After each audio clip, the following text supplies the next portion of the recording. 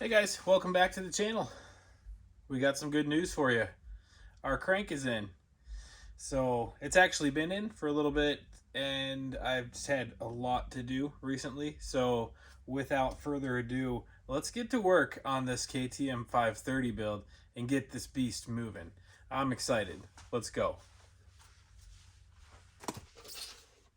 So what I did is I sent the crank off to Millennium Technologies in Plymouth, Wisconsin. It took them about 6 weeks, 20 business days roughly, almost exactly the amount of time they told me it was going to take them. And they sent me back my crank. And I think they didn't send me back my old engine parts the last time I did this on an old KX build. They did this time, which I thought it was pretty interesting. I replaced it with the Pro X piston, and they sent me back the old connecting rod and the old roller bearings. And to put it in perspective, I will show you how close this thing was to fully detonating. So here we have the connecting rod, which has some wear in there. Let me get you closer.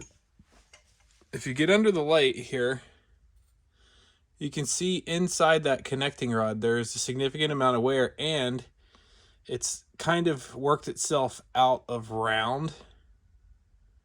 I don't know if you can see that. It's not bent. It's just got a lot of wear inside that connecting rod area. The funny part is they sent me back the roller bearings too. Now your typical roller bearing is going to be round, right?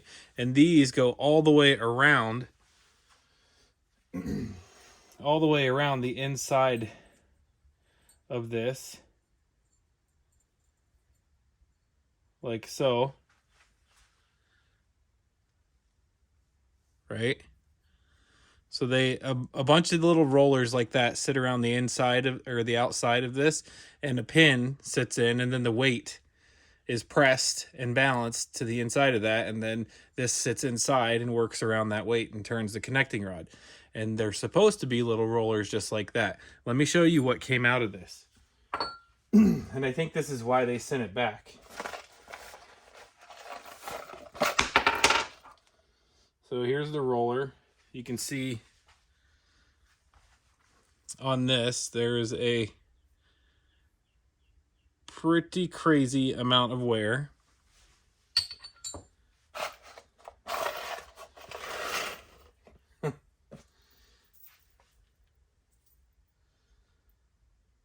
Here is the cage and the rollers. You can see some of these things that were worn completely flat. Some of them were broken. So they replaced all of those. And if you remember in the previous video where we tore this, finally got the crank out, it wouldn't spin all the way around. So I'll show you the new one.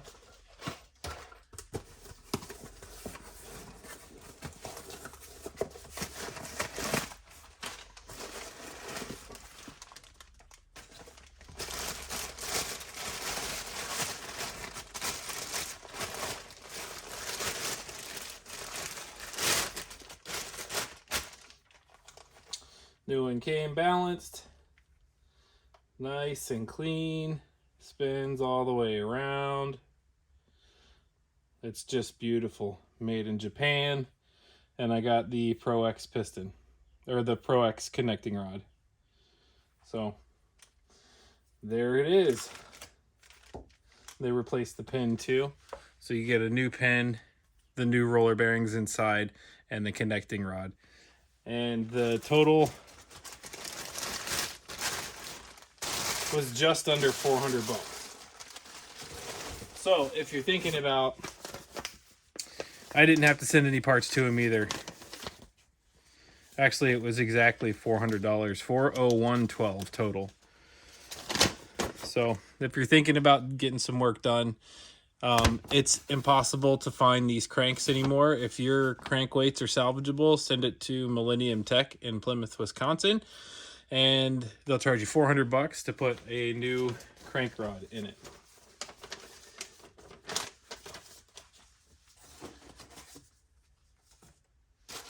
All right, so now what we want to do is get our cases up here, make sure our bearings are in and our seals are pressed, and then we can start putting the case and the transmission and the crank back in the bike. So let's pad our working area, because this is not ideal for a crank. I'll get this.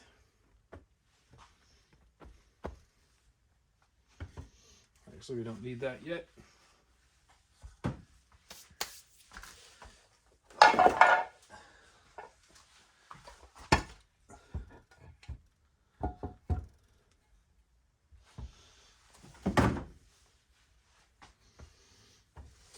I went ahead and put the seals in.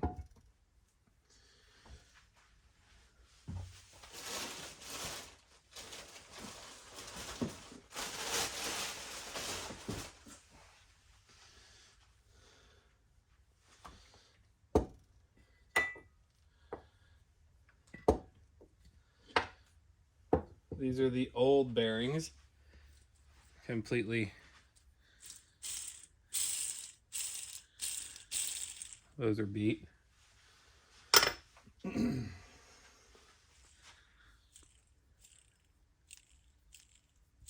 Those are beat.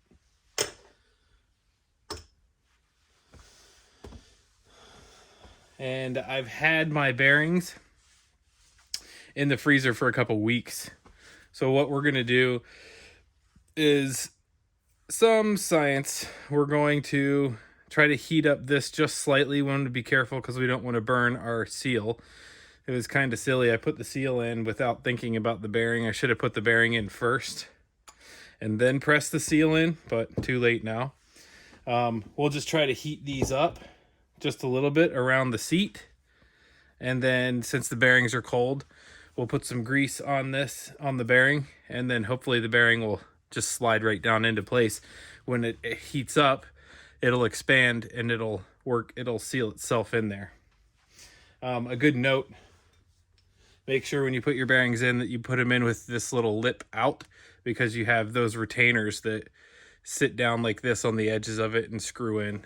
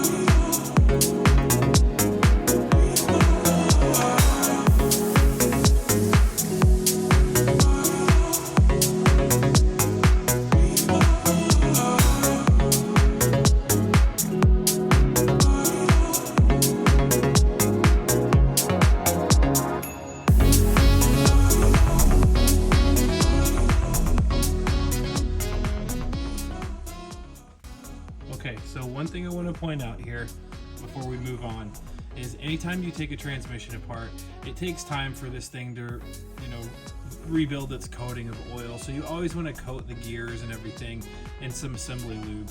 I use this Lucas, and this bottle has lasted me years literally.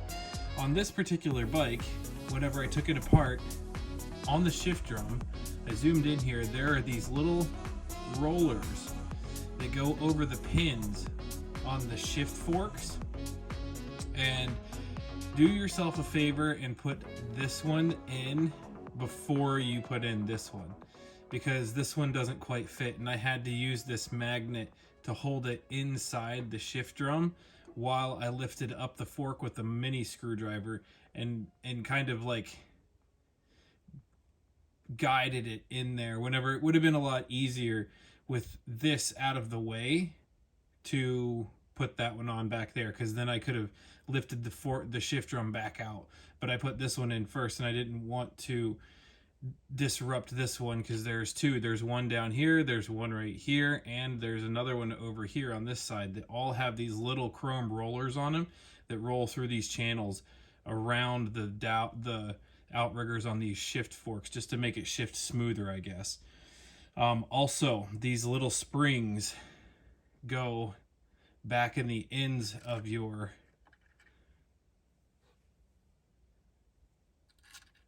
the ends of your shift shafts, basically. I'm not sure what they call those, but there's a spring on one side. On the other side of this, see if I push down on it, it's spring loaded. And same with this one, it's spring loaded. So make sure that these go back in there, and it's the taper side out, because this flat side sits against the retainer in the inside.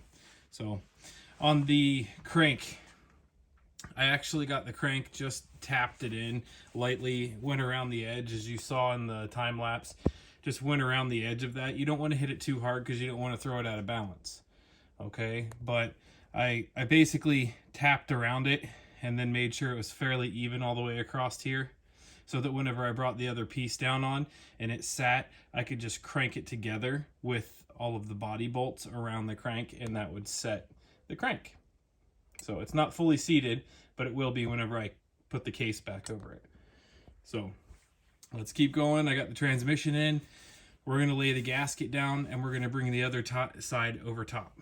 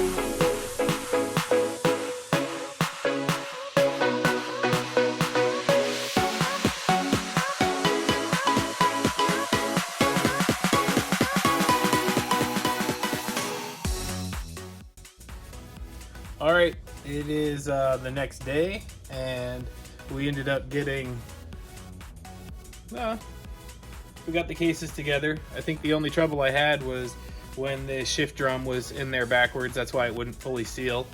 But we got it in there. Everything's spinning freely. Everything feels good. Might have to replace our crank bearings. I think it was in and out too much, so you definitely want to be really careful whenever you're putting these things together. But the crank bearings, that's not something that we have to split the case to replace, so I'll probably order a new set just to be safe, and we'll go ahead and send it with these and see if it leaks. If it does, well, then I guess we'll just have to pull the clutch cover and the stator off again and replace the crank bearings. But we're going to go ahead and move forward. Let's go ahead and continue working. The next step is going to be to get the, I believe, according to the manual, it says we got to install some of the primary drive sprockets first and then the oil pump. With this one, I'll show you what I'm looking at. On this one, that was part of the issue. So as you can see, we need to polish out. I'm going to put some paper towels in these holes to block it and then polish out. They're just a little bit rough right there where the oil pump previously ate. A piece, I think, of one of these pins that went on the sprockets, but I'm not really sure. It could have been a fragment from the crank bearing. It's hard to tell. But we're gonna polish that out, make it nice and smooth. And then we got new oil pump pieces from a fella on eBay. These are actually in pretty good shape, so we'll use these.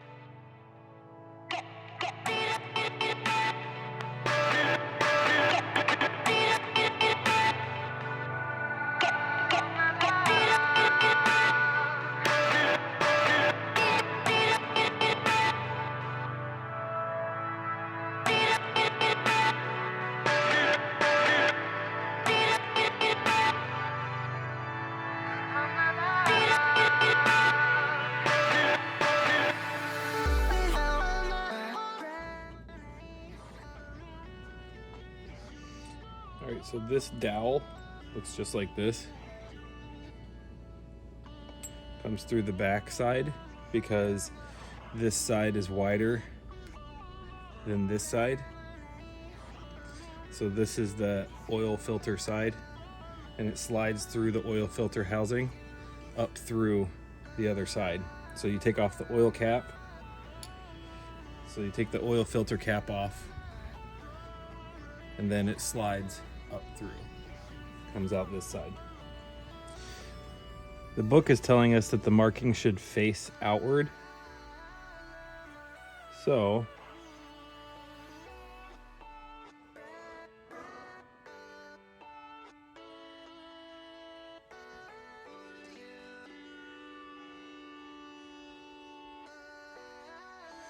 gotta slide that out. Turn the pin kind of sideways.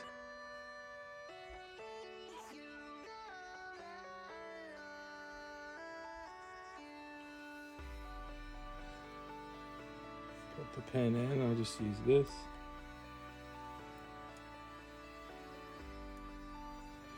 Put the pin in. Slide this down on top.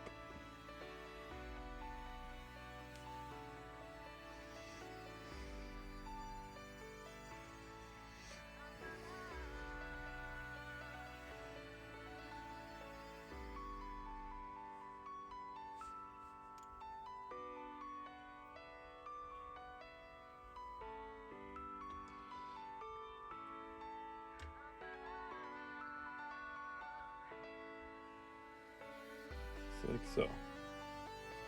Looks like it goes on.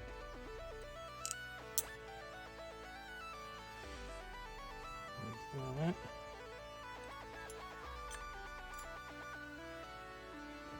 Kind of acts as a safety.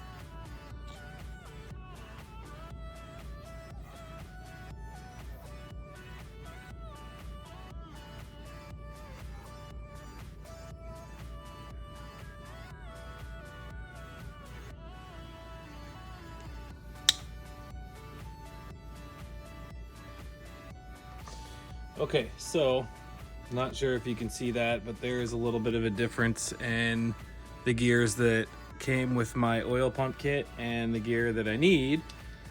And I wasn't actually banking off using this.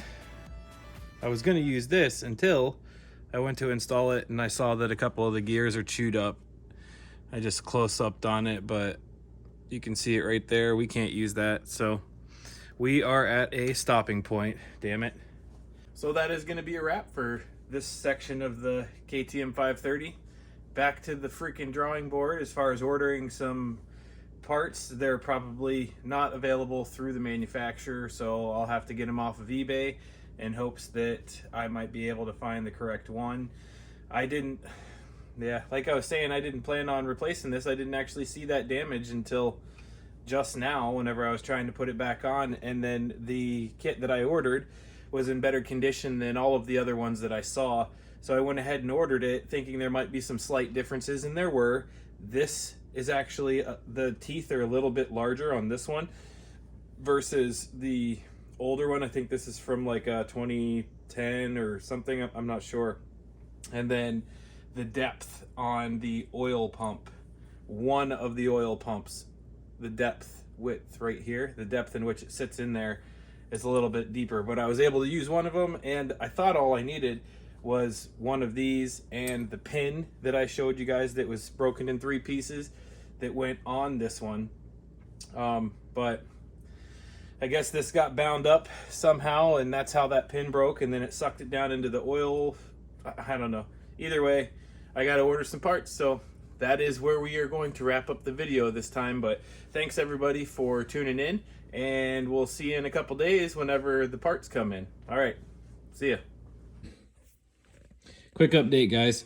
I got a website for Bloss Racing Services off of a support group on Facebook.